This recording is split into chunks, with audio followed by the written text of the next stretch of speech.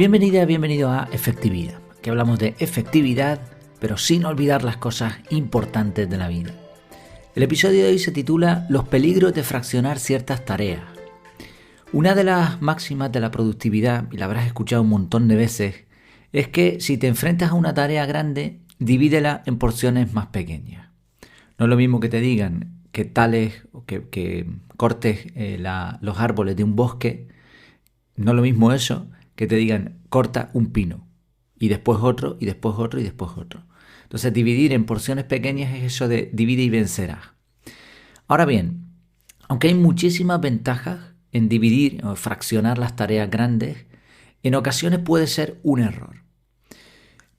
¿Por qué? Vamos a verlo en este episodio.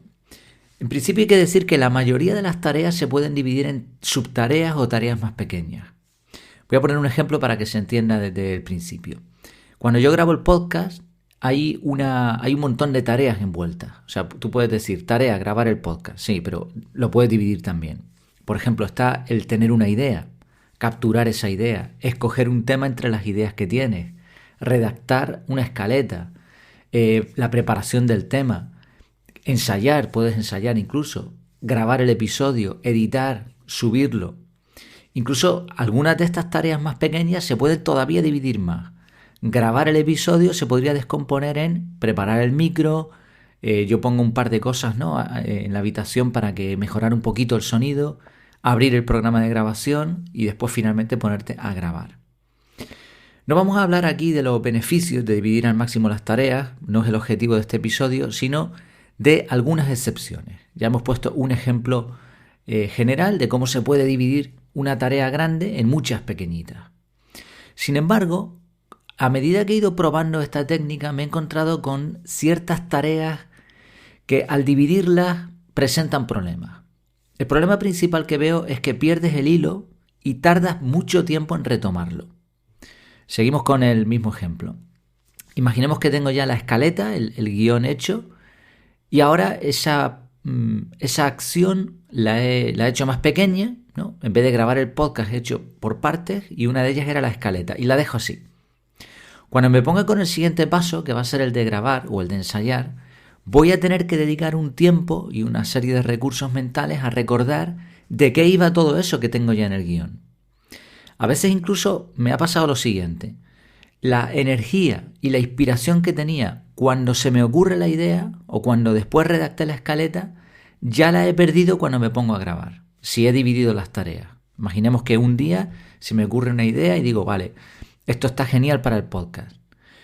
Hago la escaleta, la dejo ahí y 2 días, 3 días después la recupero y me pongo a grabar. Lo que me pasa es eso, he perdido esa chispa, he perdido ese flujo de trabajo. Tengo que dedicar un poquito de tiempo a recordar, oye, ¿y esto por qué lo puse? ¿Esto de qué iba esta parte o esta ilustración? Vamos a ver si soy capaz de desarrollarla.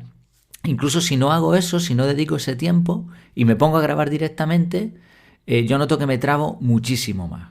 Mucho más que si redacto la escaleta y a continuación grabo.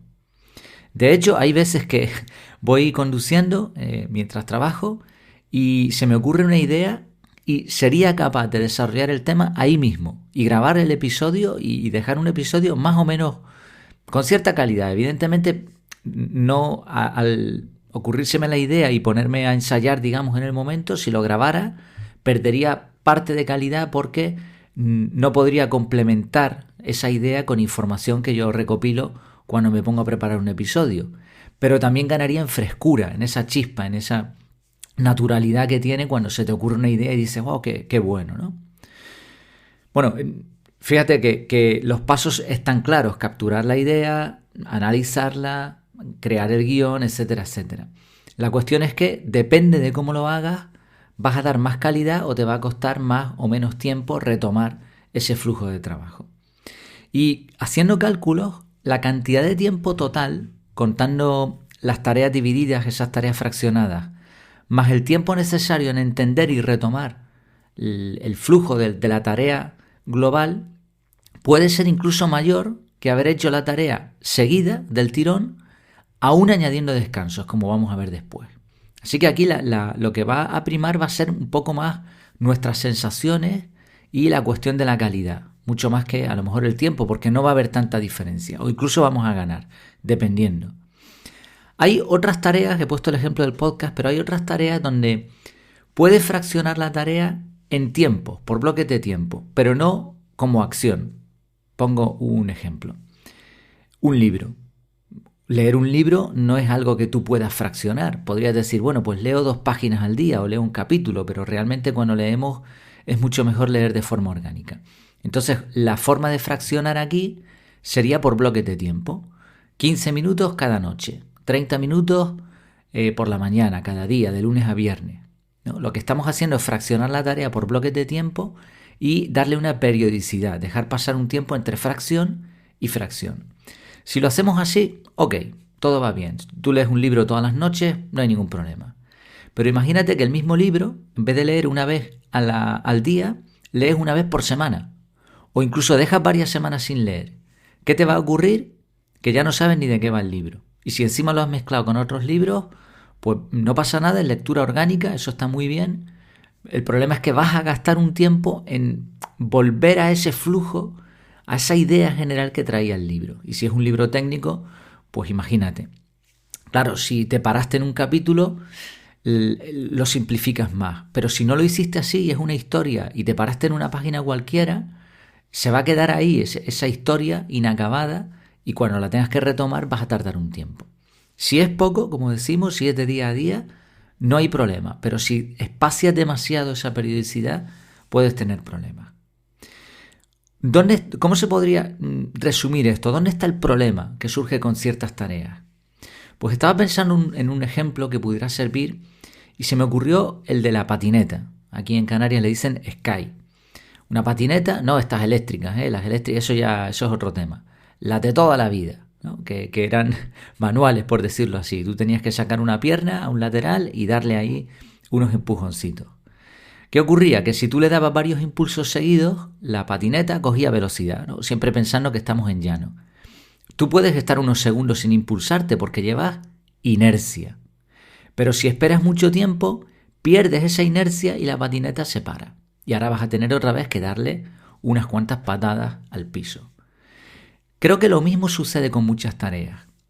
Cada tarea tiene una inercia. Hay tareas que requieren una forma de trabajo y hay tareas que requieren otra. Entonces hay que tener en cuenta la inercia de cada tarea. Algunas se van a poder dividir y hacer en momentos distintos sin que se pierda tiempo en retomar el ritmo, sin ningún problema. Otras, como hemos visto el ejemplo de leer un libro, necesitan una periodicidad y que no se espacien demasiado los tiempos. Y en el caso de otras tareas, como puede ser grabar un podcast, hay parte de esa tarea que sería más rentable hacerla de un tirón. Ahora bien, realizar una tarea de seguido tiene otro problema. El gasto de enfoque y de concentración. Ya sabemos que no podemos trabajar mucho tiempo seguido. A partir de aproximadamente 40 minutos se está calculando ahora mismo que ya empezamos a perder concentración y tenemos que parar. Eso es aproximadamente. Hace un tiempo se decía 1 hora, quizá era un poquito un promedio, ¿no? 1 hora, pues ya está, queda muy bien. Bueno, da igual, depende del momento del día, depende de la persona, depende de cómo estén sus emociones, hay un montón de factores. Pero vamos a poner esos 40 minutos más o menos, o 30 minutos, que es lo que supone el método Pomodoro. Entonces, cuando tenemos que hacer una tarea que nos va a llevar a lo mejor 2 horas, aquí la clave es tirar de eso, de tiempos de descanso. Podemos utilizar Pomodoro o vimos también hace tiempo las diferentes variaciones. Estos descansos, mini descansos de 5 minutos, 3 minutos, 4 minutos, nos van a permitir desconectar, reponer fuerzas, pero son tan breves que te impiden desconectar del hilo de trabajo.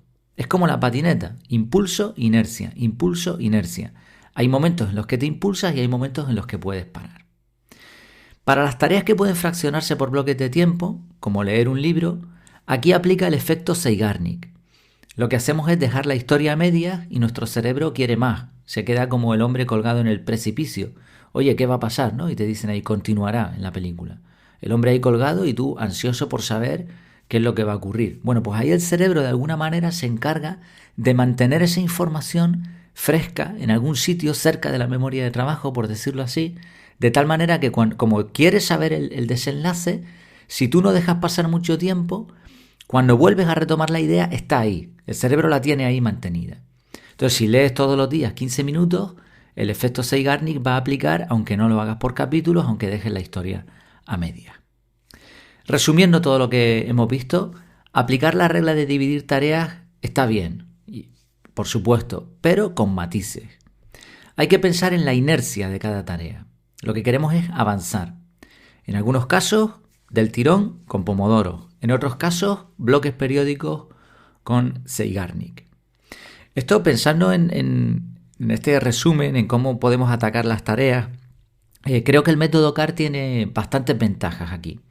Porque tú capturas algo, lo que sea, una idea, y ahora cuando lo analizas y planificas, puedes decidir dividir esa tarea en varios bloques de tiempo, espaciados, da igual, cuando sea necesario, un bloque de tiempo grande, y ahí aplicaríamos Pomodoro, eso no hace falta ponerlo en el calendario, o podemos poner bloques pequeños que se repitan periódicamente, y esto te lo dejas ya hecho en tu calendario. Sí, el método CAR aplica muy bien, ¿no? Se beneficia bastante este tipo de tareas, mucho más que si simplemente lo dejamos en una lista de tareas o en un tablero Kanban o similar. Teniendo en cuenta estos matices, el análisis que hagas te va a permitir tomar una buena decisión. Pero obviamente lo que más te va a ayudar es la experiencia. Si ya sabes de qué va la historia, de esto que hemos explicado hoy, estos flujos de trabajo, vas a poder detectar rápidamente estas pérdidas de tiempo o de atención o de flow, como le gusta decir a algunos. Pues muchas gracias por tu tiempo, por tu atención y seguimos. Hasta la próxima.